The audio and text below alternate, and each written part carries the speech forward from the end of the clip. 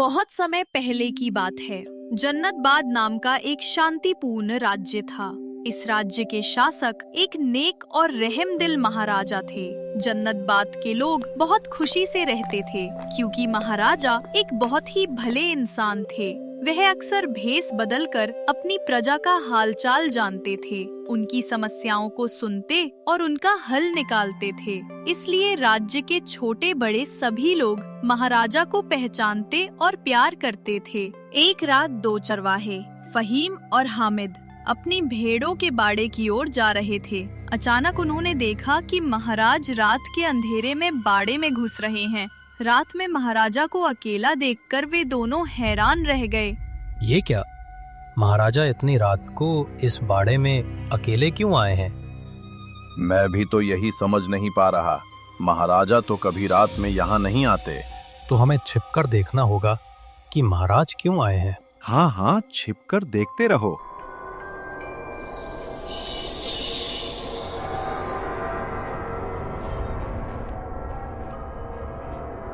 ये क्या, हमारे महाराजा? तो क्या वह इंसान नहीं है? एक इंसान पलक झपकते ही एक भेड़ को पूरा कैसे खा सकता है, सिर्फ हड्डियां छोड़कर? या अल्लाह, मुझे भी कुछ समझ नहीं आ रहा। महाराजा तो हमसे इतना प्यार करते हैं, लेकिन उन्होंने ऐसे एक भेड़ को कैसे खा लिया? चाचा, मुझे बहुत डर लग रहा है। अगर महाराजा को पता चला कि हमने उनका राज जान लिया है तो वो हमें भी खा जाएंगे। नहीं नहीं, ऐसा नहीं करेंगे। महाराज तो हमसे बहुत प्यार करते हैं। चोरी छिपे ऐसा काम करने पर भी वो हमें कुछ नहीं कहेंगे। तो अब क्या करोगे? क्या तुम महाराज के सामने जाओगे? नहीं नहीं, पहले देखना होगा कि महाराजा और क्या करते हैं। चाचा, मुझे बहुत डर लग रहा है। इतना क्यों सोच रहा है? मैं तो तेरे साथ हूँ। वो देखो, महाराजा यहाँ से जा रहे हैं। चलो देखते हैं महाराज और क्या करते हैं।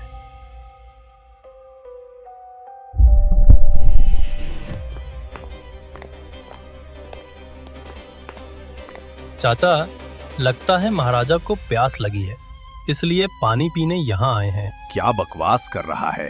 महाराजा ये गंदा पानी क्यों पिएंगे? शायद नहाने आए हैं।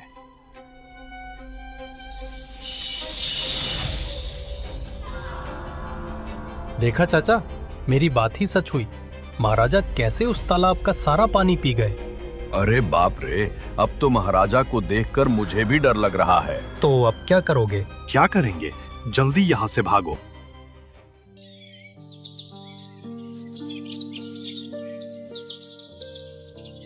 इसके बाद राज्य पर भयानक आफत आ गई। हर सुबह लोग देखते कि उनके जानवर गायब हैं, सिर्फ हड्डियां पड़ी हैं। तालाबों में पानी नहीं है, तालाब सूख गए हैं। गांव वाले कुछ समझ नहीं पाते, लेकिन गांव की ऐसी हालत देखकर फहीम और हामिद ने उस रात की सारी घटना गांव वालों को बता दी। ये क्या कह रहे हो फहीम? महाराज ने खुद हमारा ये नुकसान किया है? हाँ चाचा, मैंने और हामिद ने अपनी आंखों से देखा है। महाराज पलक झपकते ही जानवरों का खून गोश्त खाकर उन्हें कंकाल बना देते हैं और तालाब का पानी भी पलक झपकते ही पीकर तालाब को सुखा देते हैं। तुम दोनों को पहले से पता था, फिर भी तुमने इतनी बड़ी बात क्यों छिपाई?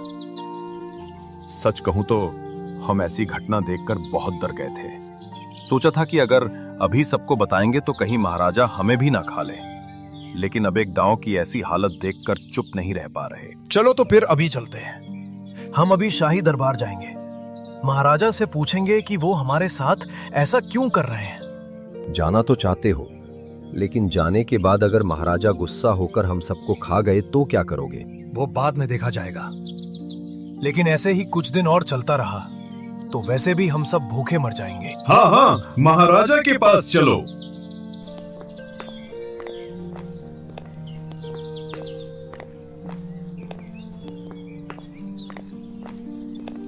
महाराजा ने प्रजा को देखकर कहा, प्रजाजनों, तुम सब शाही दरबार में क्यों आए हो? महाराज, आप हमारे पाले हुए जानवरों और मछलियों के तालाब का पानी पीना छोड़ दें।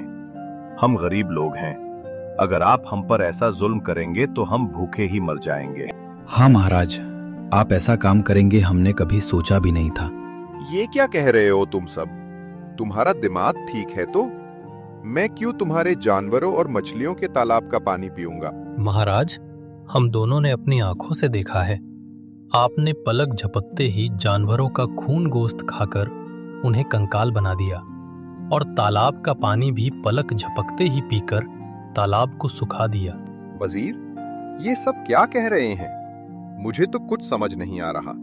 जिन प्रजाजनों से मैं इतना प्यार करता हूँ, वही आकर मुझसे ऐसी बातें क्यों कह रहे हैं? महाराज, मुझे भी कुछ समझ नहीं आ रहा, लेकिन प्रजाजन ऐसे ही यहाँ नहीं आए हैं। जरूर इसके पीछे कोई न कोई राज है। ये सब क्या कह रहे हो वजीर? इसमें फिर क्या राज हो सकता है? मुझे लगता है एक बार ज्योतिष को बुलाकर इस बारे में बताना जरूरी है। शायद वही इस मामले को सुलझा पाए। बहुत अच्छे, तो जल्दी से ज्योतिष को शाही दरबार में हाजिर किया जाए। जी महाराज। सिपाही, जल्दी से ज्योतिष को शाही दरबार में हाजिर करो। महाराज की जय हो। महाराज हुक्म करे, मुझे क्या करना है? आपको कुछ नहीं करना, बस बताइए, मेरा रूप लेकर मेरे राज्य के लोगों को कौन नुकसान पहुंचा रहा है? ठीक है महाराज, मैं अभी देखता हूँ। बताइए, आपने क्या देखा? महाराज, अनर्थ हो गया। जादूगर शैतान इब्लीस ने आपके राज्य पर बुरी नजर डाली है और वही आपका रूप लेकर राज्य में ऐसा कहर बरपा रहा है जैसे उसने हामदान राज्य को शमशान में बदल दिया था। ये सब क्या कह रहे हो ज्योतिष? मुझे तो कुछ समझ नहीं आ रहा कि कौन जादूगर है और क्यों मेरा रूप लेकर मेरे राज्य पर ऐसा अत्याचार कर रहा है।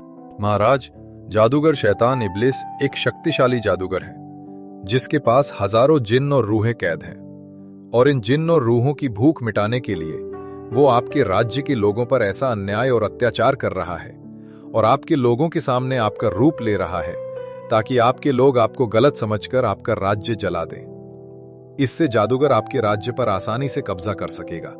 उसके बाद इस राज्य के सभी लोगों को मारकर उनकी रूहों को अपने वश में कर लेगा। ये सब क्या कह रहे हो ज्योतिष? तो उस जादूगर को रोकना ही होगा। आप बताइए, वो जादूगर कहाँ रहता है?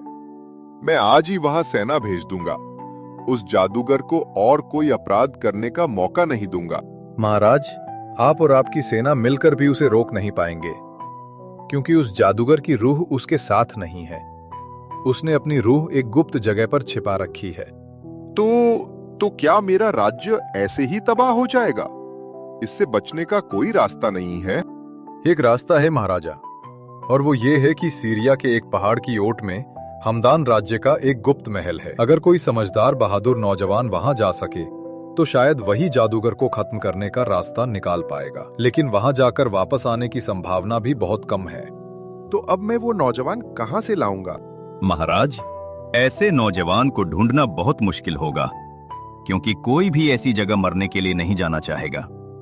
हाँ, आपने ठीक ही कहा, ऐसी जगह कोई जाना नहीं चाहेगा, लेकिन मैं अपने राज्य और राज्य के लोगों को कोई नुकसान नहीं होने दूंगा। आप शहजादे इस्माइल को बुलाएं। महाराज, थोड़ा सोच लें तो कैसा रहेगा? उस भयानक जगह पर आप अपने इकलौते बेटे को भेजना चाहते हैं? अब सोचने का समय नहीं है वजीर। वहां जाने के लिए शहजादा इस्माइल ही सबसे मुनासिब है। आप शहजादे को बुलाएं। जी महाराज।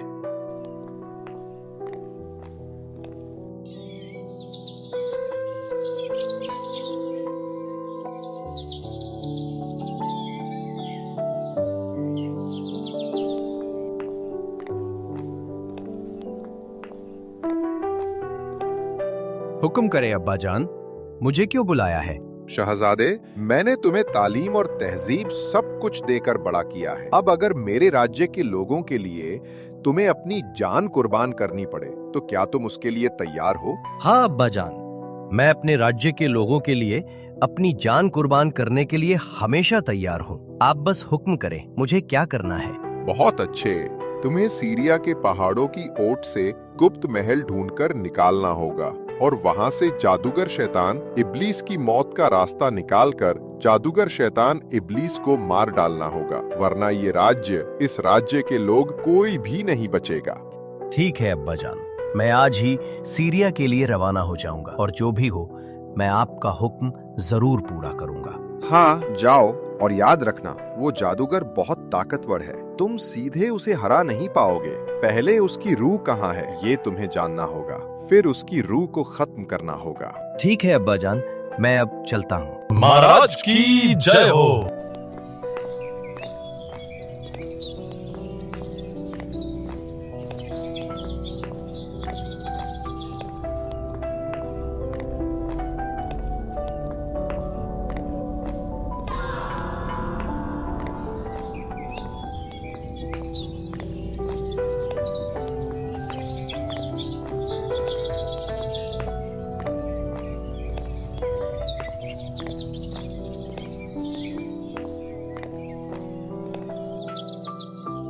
अरे ये क्या, फिर से नदी? और कितनी नदियां पार करनी होंगी? ए बेटा, तुम कहाँ जाओगे? मैं सीरिया के हमदान राज्य के पहाड़ों की ओट में गुप्त महल जाने के लिए निकला हूँ।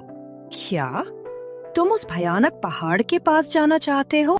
हाँ अम्मा, अपने राज्य के लोगों को बचाने के लिए मुझे वहाँ जाना ही होगा। ठीक है, लेकिन वहाँ जाने के लिए तुम्हें ये नदी पार करनी होगी। तो क्या तुम मुझे थोड़ी देर के लिए ये नदी पार करा दोगे बेटा? हाँ हाँ, क्यों नहीं कराऊंगा। आइए, इधर आइए, अपना हाथ मेरी ओर बढ़ाएं। मेरे घोड़े पर बैठकर हम दोनों ये नदी पार कर जाएंगे।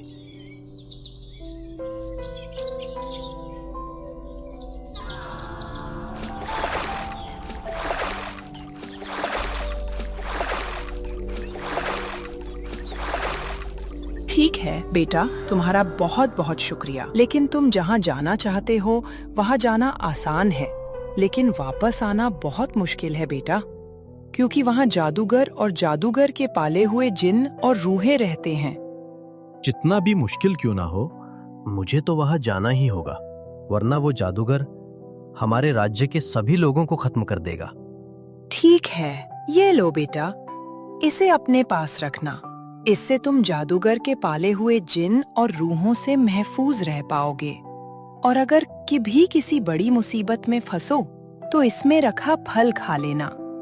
ये फल तुम्हें मदद करेगा बेटा। ठीक है, आपका बहुत बहुत शुक्रिया। मैं अब चलता हूँ। हाँ बेटा, अब तुम जाओ।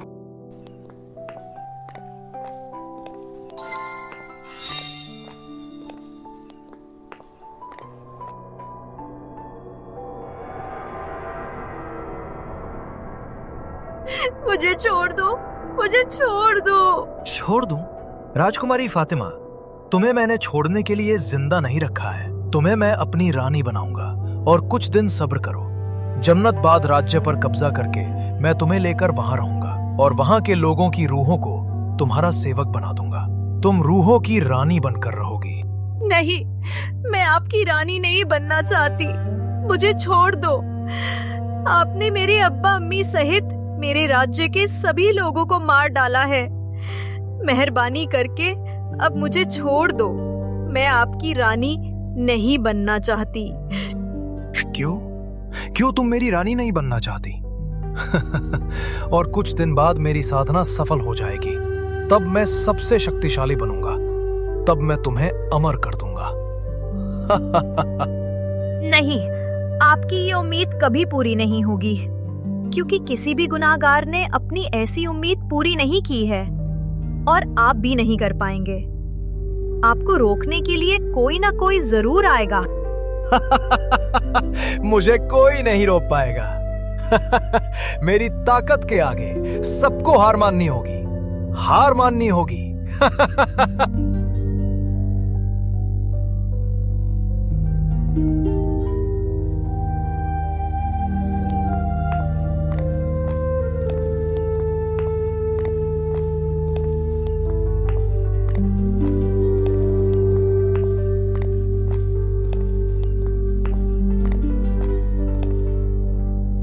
ये तो मुझे मिल गया, वो महल मिल गया। चलो अब अंदर चलते हैं। अंदर शायद जादूगर को मारने का कोई रास्ता छिपा हो।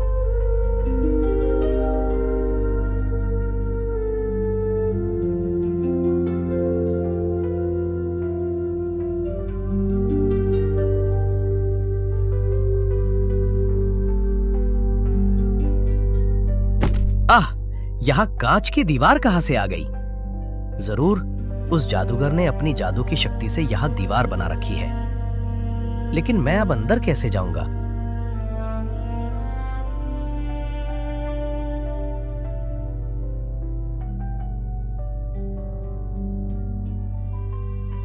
कौन हो तुम और यहाँ क्यों आए हो? मैं जन्नतबाद राज्य का शहजादा इस्माइल हूँ। लेकिन तुम कौन हो? मैं इस हमदान राज्य की राजकुमारी फातिमा हूँ। जादूगर ने हमारे राज्य के सभी लोगों को मारकर मुझे इस महल में कैद कर रखा है। इसके अलावा अब जादूगर आपके राज्य पर कब्जा करना चाहता है। आपके राज्य के सभी लोगों को बचाने के लिए जल्दी जाकर सबको राज्य छोड़कर चले जाने को कहो, वरना ये जादूगर पहले राज्य के जानवरों को खाएगा और फिर राज्य के इंसानों को मारकर उनकी रूहों को वश में करेगा। नहीं, इस जादूगर के डर से हम अपना राज्य छोड़कर भागना नहीं चाहते। तुम क्या मुझे इस जादूगर की रूह का पता बता सकती हो, जहाँ जादूगर ने अपनी रूह छिपा रखी है? हाँ, बता सकती हूँ, लेकिन वहाँ आप और मैं कभी नहीं पहुँच पाएंगे, क्योंकि जादूगर ने वहाँ अपने जादू से एक अदृश्य दीवार बना रखी है। आप बचना चाहते हो तो यहाँ से अभी चले जाओ, वरना जादूगर आ जाएगा, और अगर वह आ गया तो आप कभी वापस नहीं जा पाएंगे। आए तो आए, मैं डरता नहीं हूँ। तुम बस बताओ, मैं कैसे उस जादूगर को खत्म कर पाऊंगा? कहाँ उसने अपनी रूह छिपा रखी है? बताओ राजकुमारी, बताओ। जादूगर ने अपनी रूह महल के पीछे झरने के तालाब के पानी के नीचे एक फूल बनाकर रखी है। अगर आप वो फूल ढूंढ कर ले आते हैं और उसे फाड़ देते हैं तो जादूगर उसी वक्त मर जाएगा, लेकिन आप वहां कभी पहुंच नहीं पाएंगे। वो देखो, जादूगर आ रहा है। आप भागो, जल्दी भागो यहाँ से। नहीं, मैं भागूंगा नहीं। मैं उस जादूगर को मारकर तुम्हें आजाद करके ही यहाँ से जाऊंगा। शहजादे इस्माइल, मेरे राज्य में आ गए, यहाँ आकर मेरी जान ले लोगे? अरे मेरी जान मेरे जिगर के टुकड़े में है, वहां तक आज तक कोई नहीं पहुंच पाया है। और तुम भी नहीं पहुंच पाओगे। मैं तुम्हारे राज्य को भी ऐसे ही शमशान बना दूंगा। आखिरी हंसी मत हंसो जादूगर, क्योंकि तुम ऐसा कभी नहीं कर पाओगे। उससे पहले ही मैं तुम्हें जलाकर राख कर दूंगा। मुझे जलाकर राख कर देगा? अरे मैं अमर हूं। मैं तुम्हारे जैसे जान लेकर नहीं चलता कि मुझे मार सको, लेकिन अब मैं तुम्हें खिलाकर मारने का इंतजाम कर रहा हूं।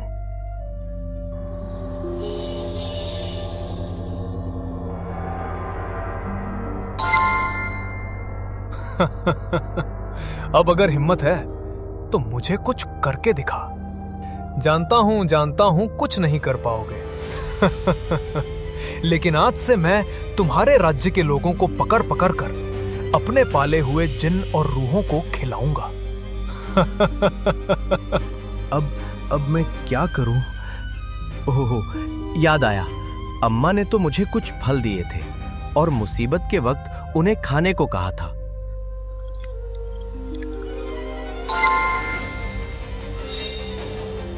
ये खाओ राजकुमारी, जल्दी खाओ। नहीं, राजकुमारी नहीं खाएगी। तुम नहीं खाओगी ये जादुई फल।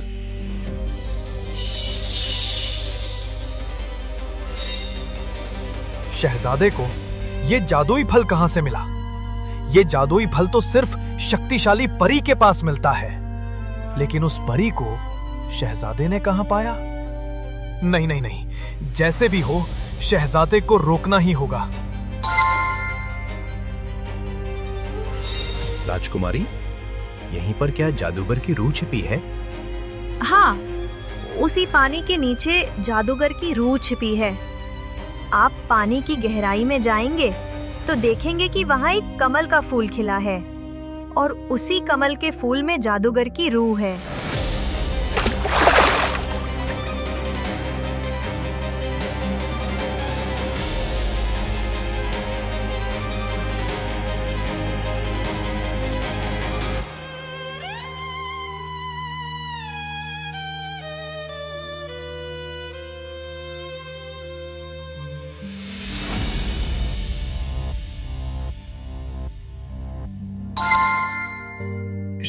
शहजादे, शहजादे जल्दी फूल मुझे दे दे, वरना मैं राजकुमारी को मार डालूंगा।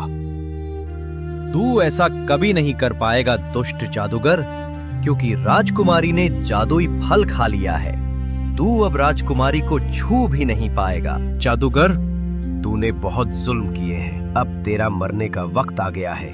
मरने के लिए तैयार हो जा। नहीं, मेरी जान मुझे वापस दे दे। मैं सब कुछ ठीक कर दूंगा। मुझे मत मार। मेरी जान मुझे वापस दे दे। तेरे जैसे गुनाहगार पर भरोसा करके बेवकूफी करने वाला इंसान मैं नहीं हूं। नहीं, नहीं।